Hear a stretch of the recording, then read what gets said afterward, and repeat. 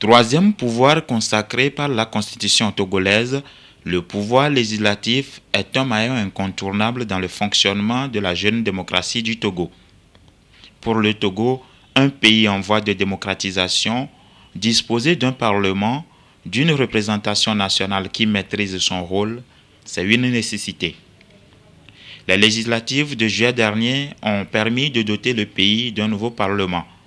Un parlement qui devra vite se mettre au travail, tant le chantier est vaste, et nous en parlons avec des acteurs qui siégeront au Parlement. Togo, prends conscience. Togo, travaille, travaille. Une goutte d'eau ne fait pas la mer. Un seul arbre ne fait pas la forêt. Tous ensemble, nos regards droit devant. C'est dans cette salle que vont bientôt siéger les nouveaux députés élus à l'issue des élections législatives du 25 juillet 2013. Chacun d'entre eux a déjà une idée de la mission qui l'attend. Et bien pour en parler, nous sommes partis à la rencontre de ces acteurs, ces futurs acteurs du Parlement togolais. Parmi eux, certains sont les anciens puisqu'ils ont fait la mandature qui vient de finir. D'autres sont tout nouveaux. Mais chacun de son côté a déjà une idée de la mission qui l'attend ici même au Parlement.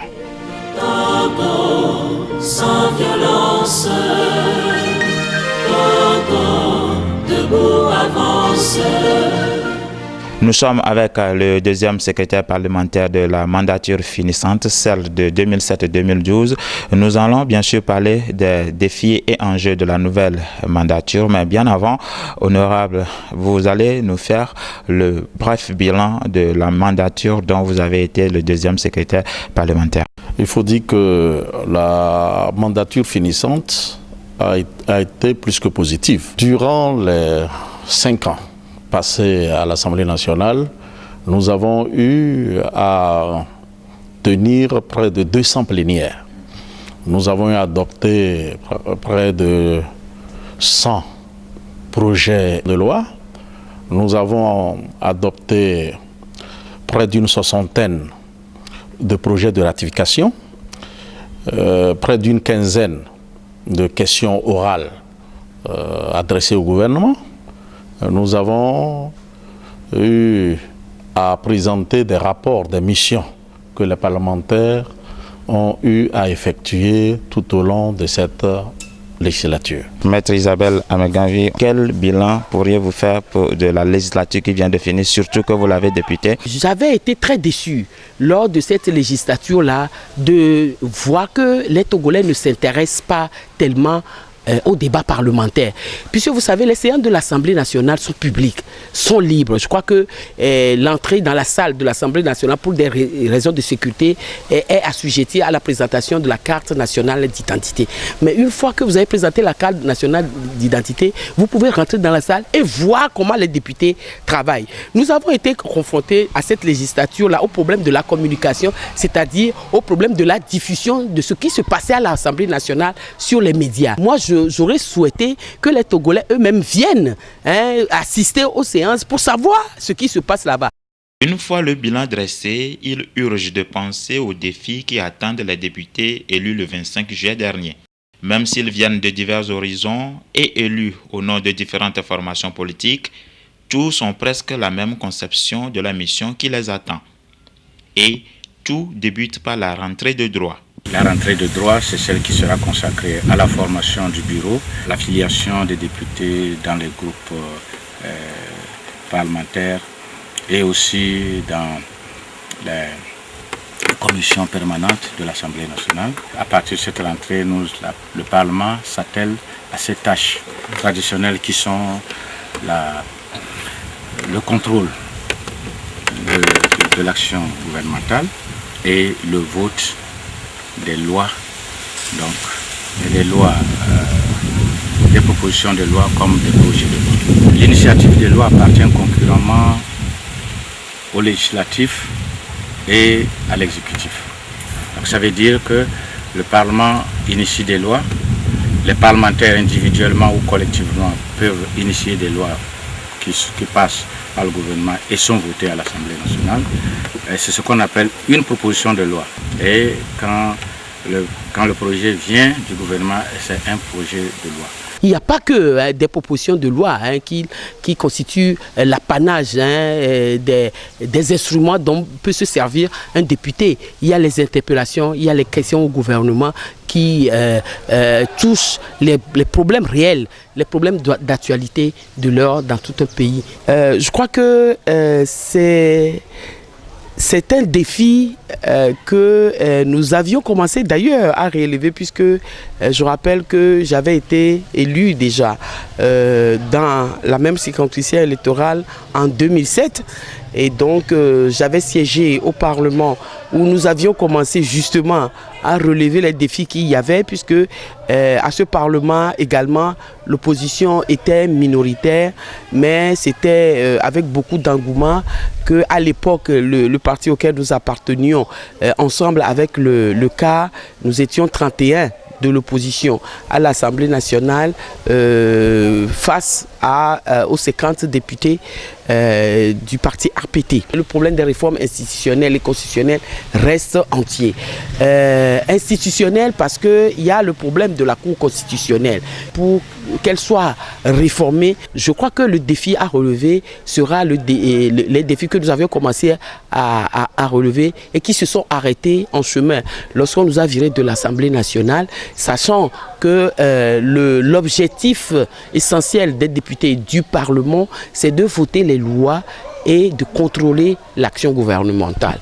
C'est vrai que la victoire et le combat n'est pas dans le grand nombre, mais c'est dans la qualité du travail et dans la perspective de la détermination, de l'engagement qui feront que à cette Assemblée nationale, les défis qui doivent être relevés pour le bien-être de nos populations doivent le faire. Et je crois que ceux qui ont été élus, les 19 au niveau du collectif Sauvons le Togo et les 6 au niveau de la coalition arc-en-ciel mise ensemble relèveraient ce défi-là.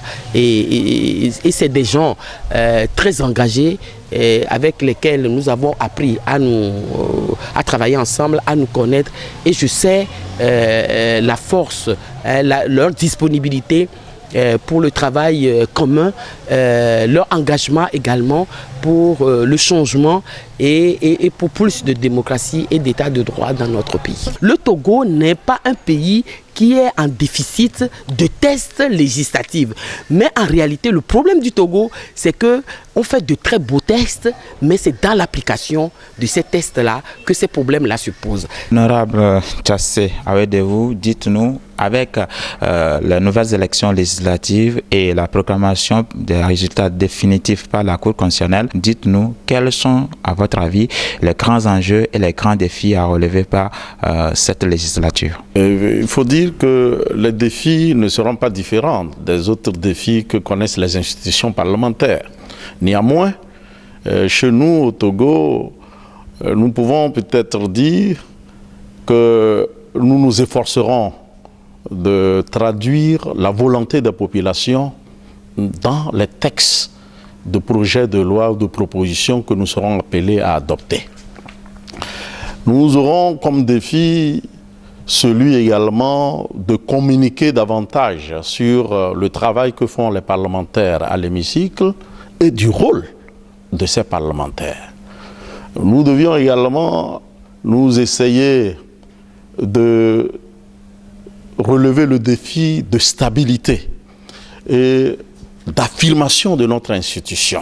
Nous aurons au cours de cette législature cette possibilité également de nous approcher davantage de nos populations. Honorable Natchadia Arjouma, vous êtes élu député sur la liste UNIR dans le Pendjal. Dites-nous, est-ce que vous mesurez l'enjeu de la mission qui vous est assignée? J'aimerais dans un premier temps remercier la population de Pendjal pour le choix qu'ils ont fait. Et secondo, je voulais aussi remercier ceux qui ont eu à exprimer un choix contraire. C'est ça aussi l'expression démocratique. Mais étant élus, nous mesurons à sa juste valeur la responsabilité qui est la nôtre désormais. Nous représentons le peuple togolais tout entier. Et notre rôle primordial, nous devons à un moment donné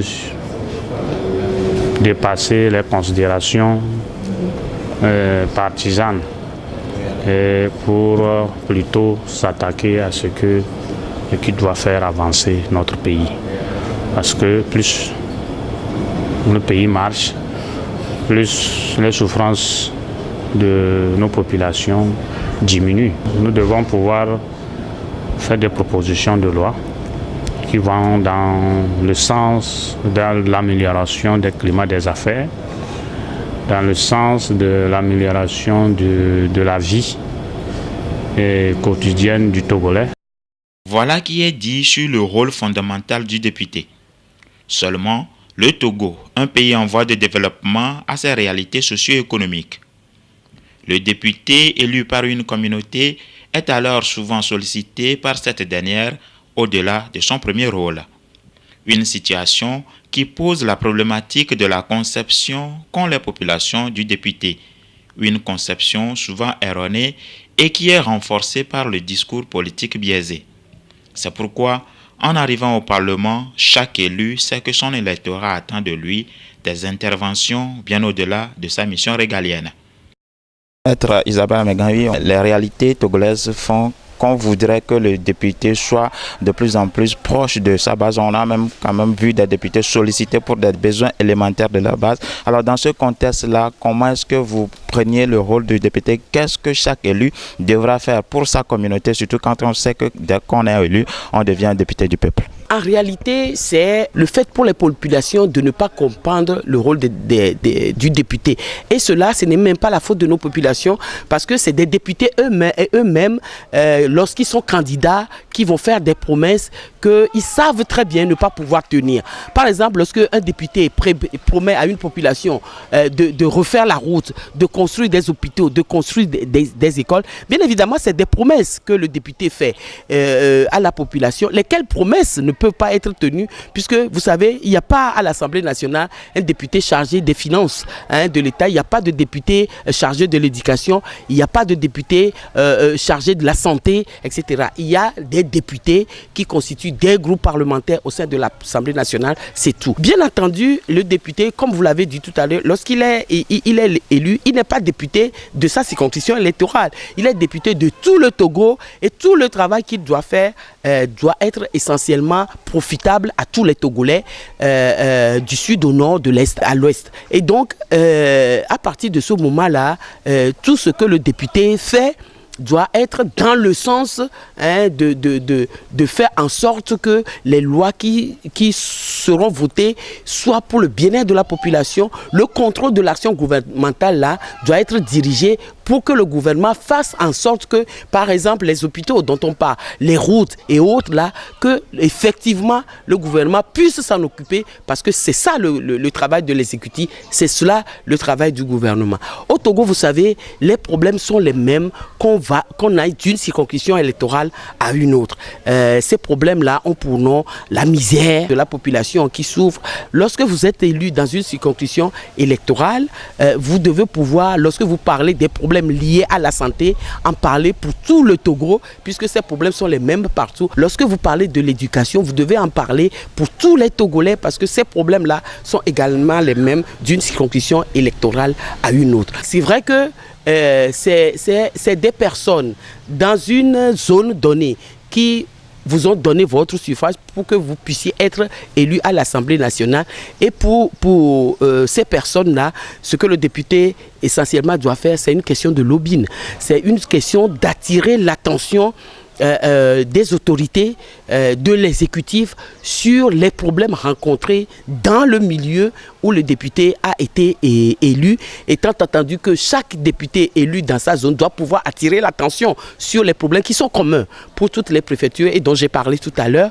Et chaque député dans sa zone fait en sorte que le lobbying puisse être effectif pour que l'attention du gouvernement soit beaucoup plus attirée vers les problèmes spécifiques, d'ailleurs communs de chaque préfecture et spécifiques à chaque préfecture. C'est sûr que lorsque par exemple vous allez dans vos circonscriptions électorales et qu'on vient vous voir avec le cas d'une dame qui doit accoucher par césarienne et qui n'a pas les moyens d'acheter le kit de la césarienne, vous êtes obligé en tant que député, en tant que personne humaine tout court, ce n'est pas nécessairement parce que vous devez essentiellement être député avant de le faire, vous devez pouvoir, lorsque vous avez les moyens, mettre la main à la poche et aider cette femme-là à donner la vie qui n'a pas de prix et tout ça. Et si cela doit provenir de vous pour qu'elle puisse donner la vie, je crois que essentiellement le député doit pouvoir le faire. Et c'est en cela que les députés sont beaucoup sollicités, sont énormément sollicités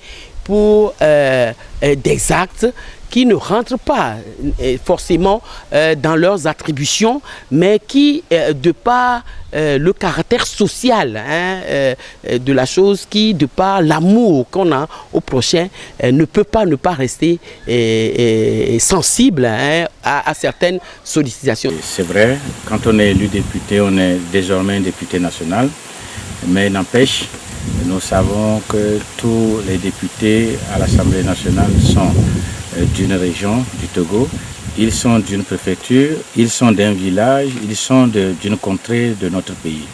Le gouvernement à lui seul ne peut pas tout faire. Et les élus comme les autres cadres des milieux reculés ou de tous les milieux défavorisés de notre pays, c'est de notre devoir d'apporter ce que nous pouvons apporter à nos milieux respectifs. Et comme certains le croient, moi aussi je crois, comme ces personnes, que si chacun s'attelle à travailler déjà, à aider son milieu, à aider son village, son canton, sa préfecture, sa région à se développer, le gouvernement aura moins à faire. Si je donne l'exemple des écoles, c'est les cadres des milieux qui savent ici il y a assez d'enfants pour créer une école. Et si le cadre, avec les parents, arrive à créer une école qui est plus tard prise en compte par le gouvernement, je pense que c'est déjà un bon départ pour le gouvernement parce que les parents ont appris à jouer leur rôle, Les élèves ont appris à aimer aller à l'école, les enfants ont appris à aimer aller à l'école. La réalité togolaise voudrait que le député soit en quelque sorte les parents proches des communautés à la base. Certaines communautés espèrent pratiquement que le député revienne scolariser leurs enfants, subvenir aux besoins de chaque jour. Dans le contexte actuel, pour être proche de la communauté à la base, chaque député venant d'une communauté est pris individuellement à l'Assemblée nationale. Quel devrait être le rôle qu'il faut jouer?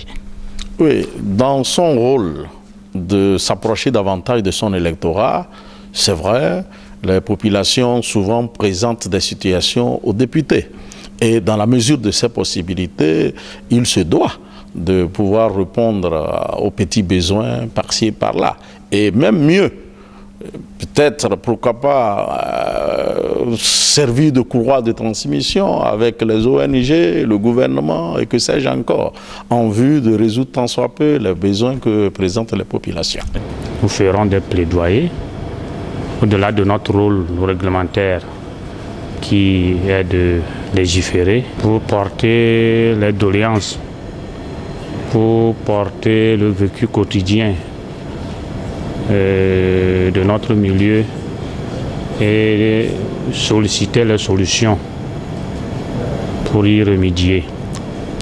Nous allons aussi, dans le cadre de l'exercice de notre mandat, essayer de nouer des relations avec de confrères dans le cadre des amitiés parlementaires et même certaines organisations nous ferons un travail de fond.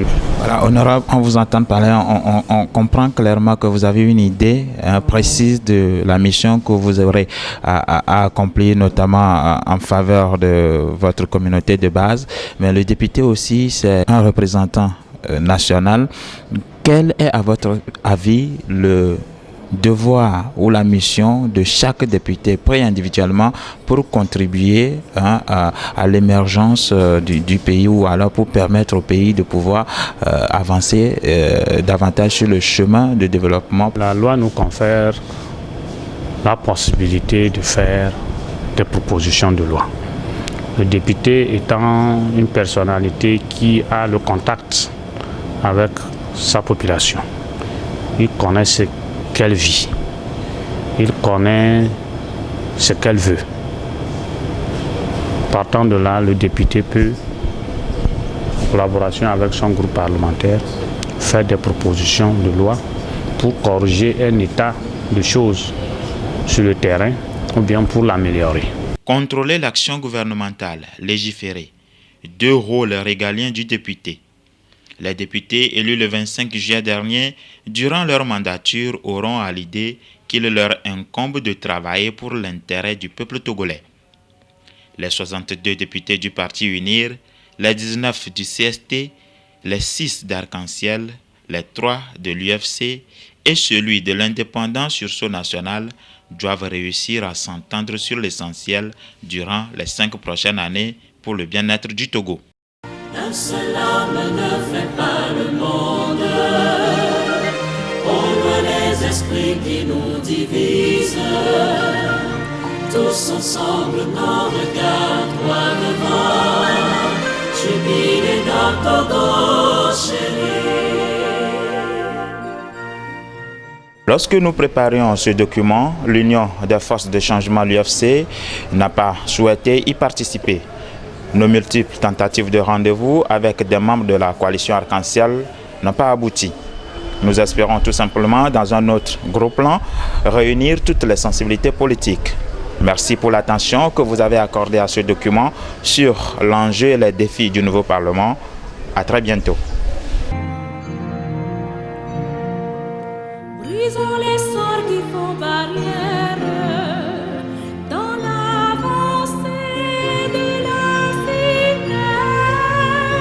Que l'amour vrai soit plus fort que nos intérêts personnels. Nous allons faire de notre cher pays le pays de notre rêve. Vive le Togo indépendant à Bleu. Prends conscience.